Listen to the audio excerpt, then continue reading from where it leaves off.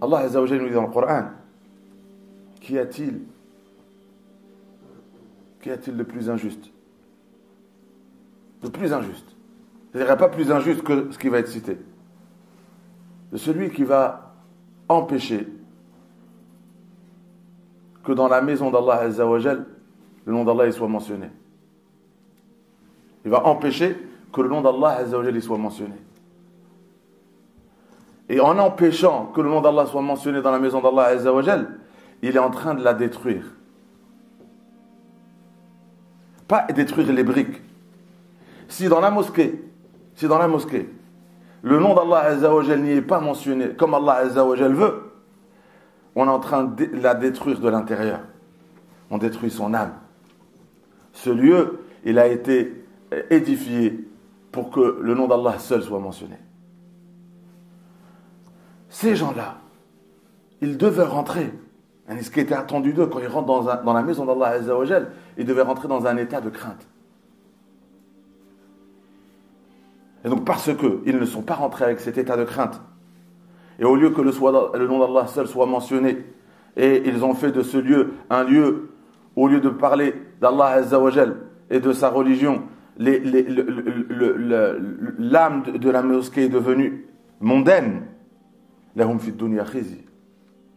Dans ce bas monde, Allah a dit, ils seront rabaissés, humiliés, et ils auront dans l'au-delà un châtiment douloureux. Dans un autre verset dans Surat An-Nur, Allah Azza wa Jalla, en parlant de la lumière, de la guidée qui descend dans ces lieux, la lumière de la miséricorde qui descend dans ce lieu, Allah il a dit, cette lumière elle descend fi buyutin, dans des maisons, en parlant des mosquées. Allah a ordonné qu'elle soit édifiée, qu'elle soit construite. Allah il a voulu qu'on lui construise sur terre une maison, des maisons, parce que dans le verset il parle au pluriel. Mashajid Allah, des lieux qu'on appellera la maison d'Allah. Allah il a demandé qu'ils soient construits, édifiés, qu'ils soient honorés. Honorés, c'est-à-dire on rentre avec un grand respect. On sait où on rentre dans la maison d'Allah Azza wa Jalla. Au moment où on fait l'intention et on donne l'aumône et on dit la mosquée d'Allah, et ça devient sa maison. Voilà pourquoi quand on rentre avec Bismillah, on rentre avec la prière sur le prophète sallallahu alayhi wa sallam, et l'état dans lequel on rentre, c'est un état de crainte. On reconnaît à la porte ses péchés et on dit oh Allah, pardonne mes péchés. Je rentre sale de péché dans ta maison, dans cet endroit pur. Là, je viens de l'extérieur, je rentre et je reconnais que je suis un pécheur. Allahumma ighfir li dhanbi. Quand je rentre dans ta maison, lave ses péchés, efface ses péchés et ouvre-moi les portes de ta miséricorde. Donc Allah a dit, c'est l'état dans lequel on doit rentrer dans sa maison. Illa khaifin. Donc dans le verset cité, Allah Azza wa Jal, il dit, il a ordonné que dans ce lieu soit honoré. Et le prophète, ça nous a dit comment on honore ce lieu. Quand on rentre, comment on honore ce lieu? Déjà, par l'état dans lequel on rentre, cette crainte, et en l'édifiant, en maintenant sa pureté. Nettoyer, préserver la pureté de l'endroit, l'hygiène de l'endroit.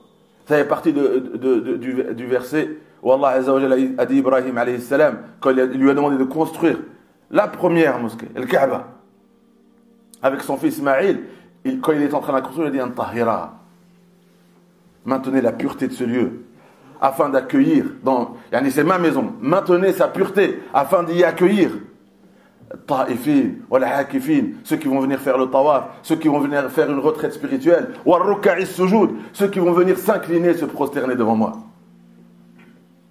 Donc ce qui rentre dans l'honneur des mosquées, c'est maintenir sa pureté, œuvrer à sa pureté.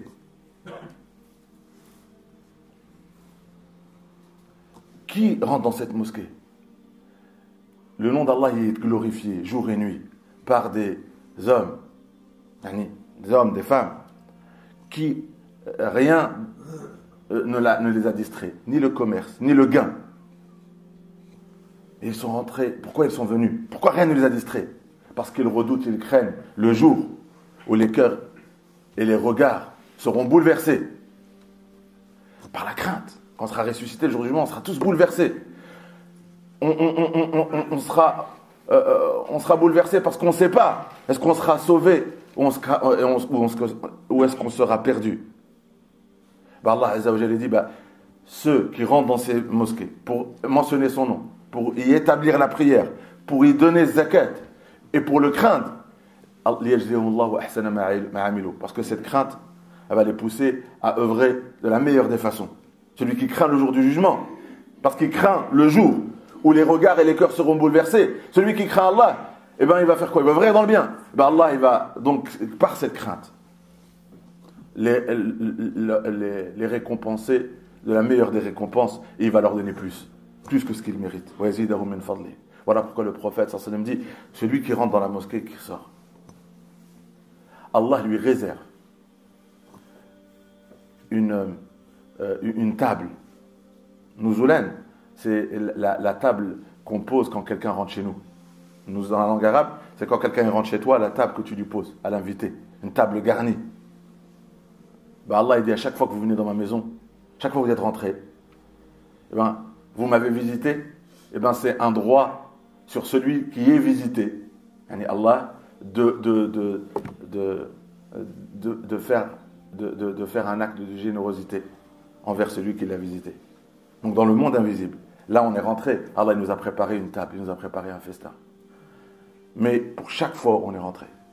Si dans la maison d'Allah tu es rentré, tu es sorti, et tu reviens une deuxième fois, tu rentres et tu sors, et une troisième fois, pour chaque fois où tu es rentré, Allah Azza wa Jalla te réserve dans le paradis une table. Il dit, tu m'as visité tel jour, voilà, ça c'était pour tel jour, et pour telle prière, et pour tel moment. Kullama ghada awrah. Pour chaque visite où on a visité ce lieu, Allah il nous réserve une récompense. Et Allah il donne à qui il veut sans compter. Allah Azza wa Jalla nous dit, en parlant de ceux qui remplissent les mosquées, ya'muru, ceux qui par leur présence et par leurs actes remplissent les mosquées. Allah il va décrire c'est qui remplit les maisons d'Allah? Ceux qui croient en Allah et au jour dernier. Ils croient en Allah, ils le reconnaissent comme étant le Créateur, le Seigneur, celui qui subvient à leurs besoins, celui qui dirige l'univers. Ils reconnaissent que c'est lui maintenant qui dirige l'univers, c'est lui qui donne, c'est lui qui prend, c'est lui qui donne la subsistance, c'est lui qui la reprend. Et ils reconnaissent le jour dernier où ils vont le rencontrer, qu'un jour ils vont le rencontrer, qu'ils vont être tenus debout devant lui. Premier critère. Et ils rentrent, pourquoi? Pour accomplir la prière. Et ils rentrent pour donner leur zakat.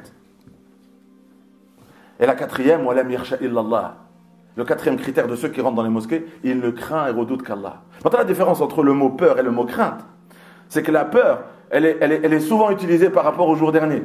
On a peur du châtiment. On a peur du châtiment. Mais la crainte, c'est l'obéissance. Quand le mot khashia, c'est honorer Allah par l'obéissance. Tu l'obéis parce que tu l'honores et tu le redoutes. Ta'zim, c'est quand il y a de l'amour et il y a de la crainte. Quand tu honores quelqu'un par amour, d'où l'obéissance, et par la crainte. Tu ne veux pas, par l'amour et le respect que tu as pour lui, tu ne veux pas lui manquer de respect par la désobéissance.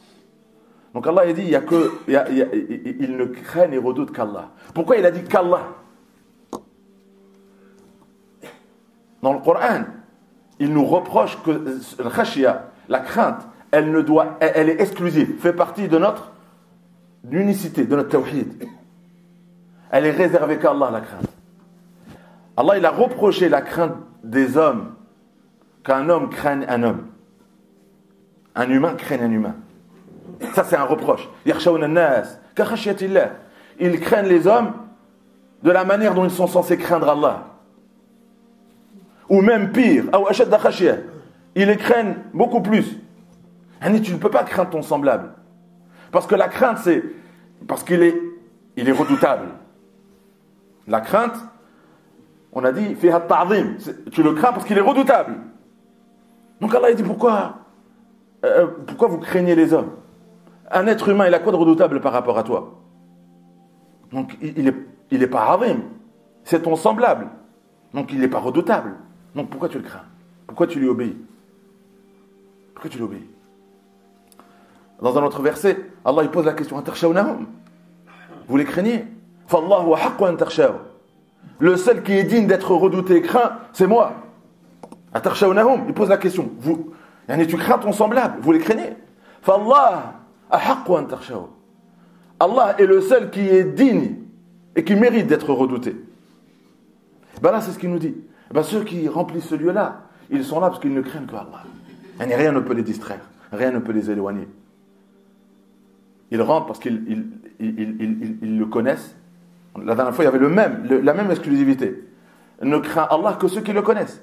Donc si tu ne le connais pas, bien sûr tu ne peux pas le redouter parce que tu ne le connais pas. Mais quand tu apprends à le connaître, tu ne peux que le redouter. Quand tu découvres qui il est, sa grandeur, tu ne peux que le redouter. Ben Allah, il dit, qui rentre dans cette mosquée? Que celui qui craint Allah. C'est les 4 attributs demandés. Allah, il dit, ceux qui ont ces 4-là, qui croient en Allah et au jour dernier, accomplissent la prière, s'acquittent de leurs zakat, et ils ne craignent que Allah. Il y a espoir. Quand Allah dit espoir, ça veut dire c'est une certitude pour ceux qui ont ces 4. Qu'ils sont dans la voie de rejoindre ceux qui sont bien guidés. Et c'est la voie, ces 4 critères, c'est le chemin pour rejoindre al-muhtadin, les prophètes, les pieux, pour les rejoindre. Mais le asa veut dire aussi, il y a espoir. C'est que ça ne suffit pas les 4. C'est pas parce que tu rentres dans la mosquée et tu crois en Allah au jour dernier, tu as compris la prière, tu donnes ta zakat et tu ne crains qu'Allah, mais après tu dis, ça veut dire moi j'ai rejoint les gens guidés. Et après en dehors de la mosquée, tu fais partie des injustes. Non. Non, parce que la prière, elle t'ordonne quoi? La prière, elle t'ordonne quoi? De t'éloigner des péchés. Quand on s'incline, on s'en prosterne. Cet acte d'humilité nous entraîne à quoi? À nous incliner devant l'ordre d'Allah. Donc les ordres d'Allah, il y en a beaucoup à l'extérieur de la mosquée. Donc ça, c'est le chemin qui va te permettre d'être parmi les guidés. Voilà pourquoi le prophète en dit, celui qui s'habitue à la mosquée, Allah s'habitue à lui.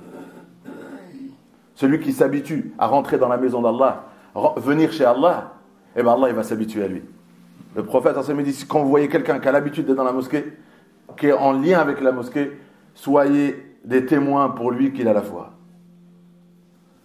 Et c'est sa foi qui le pousse à toujours être connecté à la mosquée. Il nous dit, fashhadu lahu bil iman, soyez des témoins que lui il a la foi.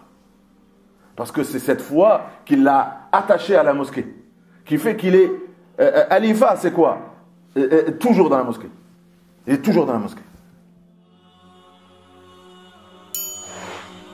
Celui qui est au service de son frère, Allah Azza wa Jal sera son service.